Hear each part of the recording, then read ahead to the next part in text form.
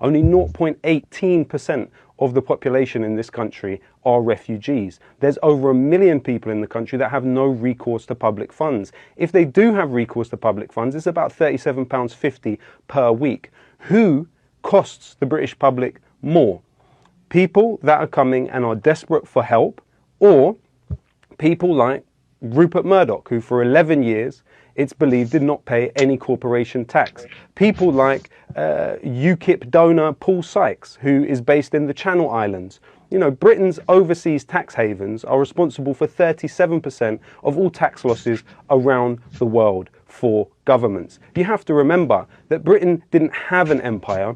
Britain was an empire. It occupied 14 million miles of the planet.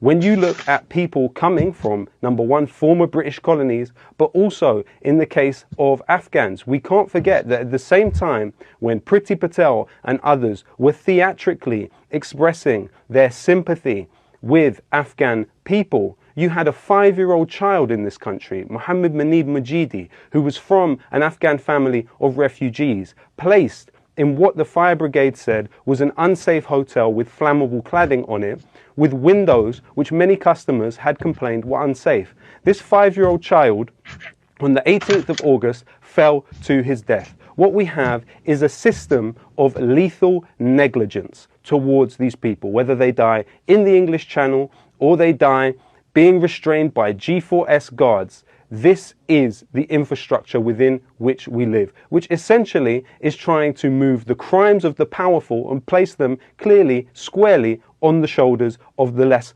powerful. When we look at people complaining about them not being seen in their doctor's surgery, who's to blame for that? Is it George Osborne and the Health and Social Care Act? Is it the programme of austerity, which has seen it privatised by stealth? Or is it a person whose name that you struggle to pronounce, who is from a country that your own government drew the borders of within the lifetime of your grandparents? Okay.